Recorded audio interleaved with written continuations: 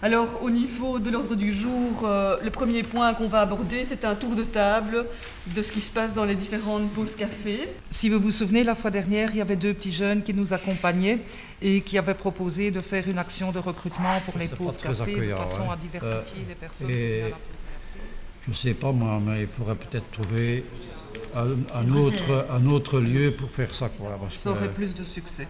Il y a moyen d'améliorer, d'un coup de peinture, d'aménager le local différemment. Notre pause café se passe très bien aussi. On arrive en 2 jours avec 300 tasses. Et je trouve que c'est 300 tasses. Ça varie de fois 300. Réunion préparatoire à la pause café. Et suite aux 2 services dont Jackie vient de parler, le service donc sur endettement, la remise des cartes longs pour que les gens, les volontaires pour nous aider. Au départ de cette pause café a aussi démarré un groupe femmes parce que les femmes chômeuses sont plus menacées encore que les hommes par les mesures Van de Broek vu les problèmes de garde d'enfants, de disponibilité à la remise au travail et tout ça. Je crois que les gens sont un peu timides et des fois ils savent aussi par rapport aux activités de la maison Mosaïque. Donc des gens voyant qu'ils viennent pour leur ramasser des cartes, c'est évident de gérer ça psychologiquement aussi, c'est parfois extrêmement lourd d'entendre certains témoignages. Et donc on avait réfléchi, on s'était dit tiens, ça serait peut-être bien de mettre en place une formation à l'écoute active pour pouvoir gérer, prendre le recul nécessaire par rapport à ce qu'on entend et pour pouvoir répondre de manière adéquate.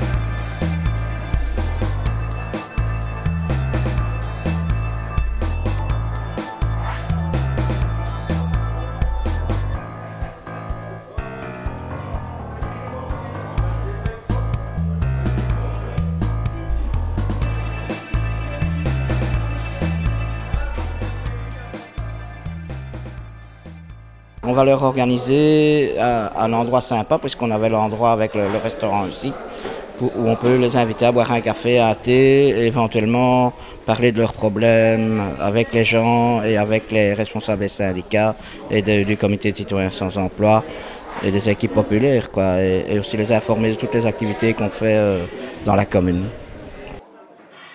Nous, on essaye de le rendre positif et essayer de leur montrer qu'il y a quand même des solutions, mais qu'il faut quand même se battre et chercher l'information, surtout pour trouver les solutions, parce que les institutions sont souvent malheureusement très avares d'informations. Quelle est l'origine des pauses café? L'origine est née en maintenant 4 ans passés déjà à Ixelles. Et puis un certain jour, quelqu'un de section locale donc, est venu avec cette idée ici à Anderlecht.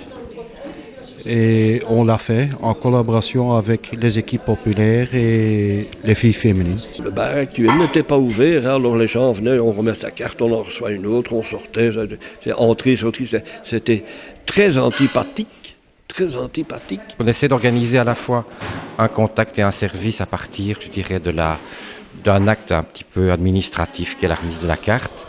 Et à partir de là, on essaie d'avoir un échange social avec les gens. Ça peut être tout simplement prendre du temps pour eux, c'est important.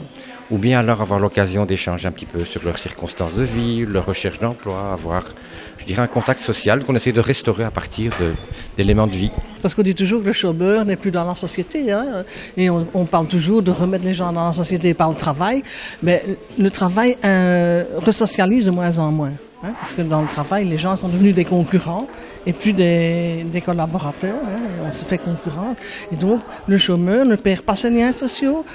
Il peut les garder. Le tout, c'est de leur donner l'occasion, comme dans les pauses café, d'avoir des contacts avec l'un et l'autre. Et en dehors des contacts qu'ils ont peut-être encore toujours gardés. Hein, parce que les gens, c'est pas parce qu'ils perdent leur emploi qu'ils perdent tous leurs amis. Ils en perdent peut-être certains, mais ils peuvent s'en faire d'autres. Et ici, c'est un endroit pour s'en faire d'autres.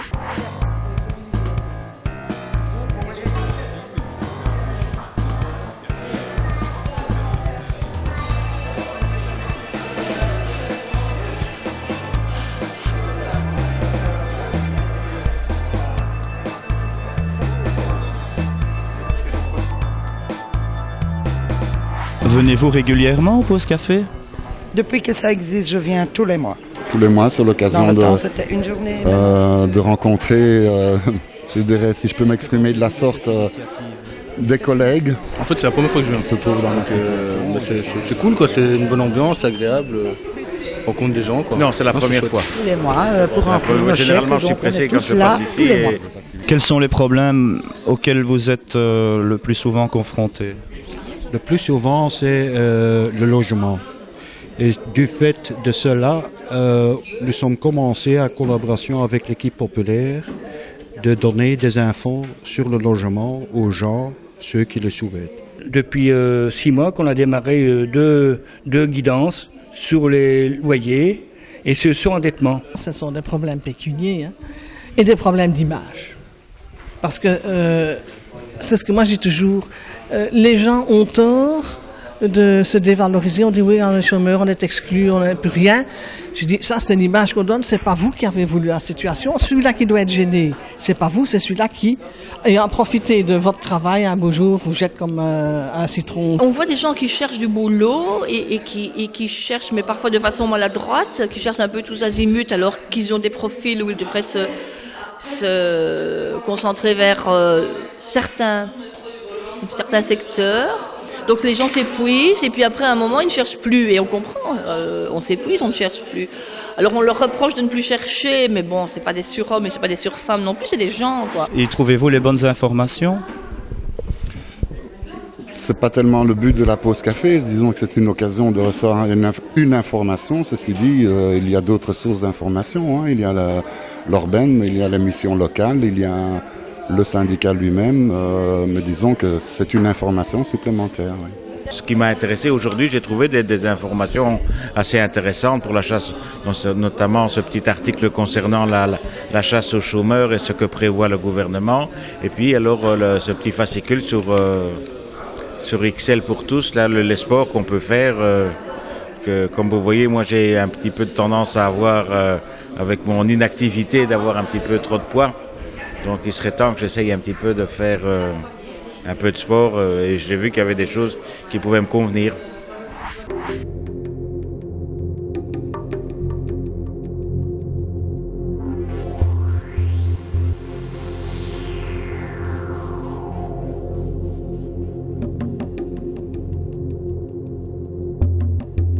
Comment se fait-il que la plupart des gens n'ont pas le temps de s'arrêter pour un café? Ça c'est, je veux dire, il y a les circonstances de la vie. Hein. Je veux dire, on a d'autres choses à faire dans la vie. Aller chercher du boulot, aller chercher ses enfants à l'école, aller, je dirais, prendre du temps pour faire d'autres choses. Et donc c'est tout souvent, c'est pas prévu. Donc je veux dire, les gens viennent ici pour une opération administrative. Ils ne s'attendent pas à avoir qu'on leur offre une tasse de café. Donc c'est pas toujours évident de s'arrêter, de dire, on fait une pause, ça vu. Donc c'est pas tous les jours, donc on en prend le temps quand on en a envie. Ils sont toujours en train à mon avis, de chercher ailleurs, de trouver des formations, chercher à gauche, à droite, partout, un peu les renseignements. Et c'est tout dans cette dynamique de stress, mais c'est aussi la société en général. Si tu es au chômage ou pas, tu dois bien planifier que tu prends le temps. Puis il y a une partie de gens qui n'ont pas envie de rester parce qu'ils ont d'autres occupations. Malgré tout, on croit toujours que le chômeur est chez lui sur son siège à attendre, surtout chez les femmes. Mais elles ont leur ménage. Hein. Pendant des siècles, les femmes n'ont rien fait d'autre. Donc, il y a du travail à la maison. Hein. On peut frotter toute la journée si on veut. Donc, les femmes ont leurs occupations. Elles ont leurs enfants, elles ont leurs occupations. Et elles se sentent très coupables de rester boire une tasse de café et qu'on pourrait dire, oui, vous travaillez pas, on va le vivre, aller boire du café, et tchic et tchac. Et donc, il y en a qui se sentent peut-être coupables de ça, puis d'autres qui, je sais pas moi, il faudrait leur poser la question, en fait, hein, parce que le dire je suis pressé, il y a une part de vrai, et puis il y a une part de, c'est pour dire je ne reste pas pour un motif qu'on ne veut pas donner.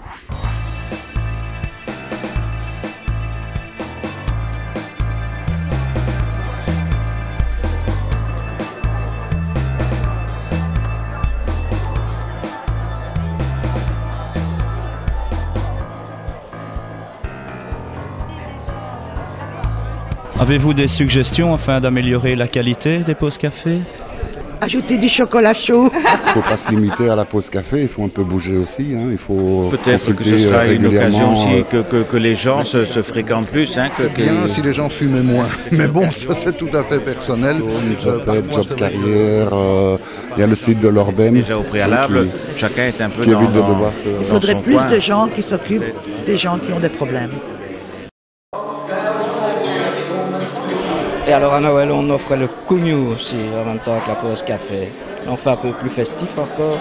Et alors il y a un projet aussi, c'est de faire de temps en temps venir des musiciens ou quoi, voilà, pour essayer. Et alors on essaie aussi de voir comment ça va se passer plus tard, puisque avec les nouvelles mesures chômage, on ne sait pas si les gens vont devoir encore donner un document à la fin de chaque mois au syndicat.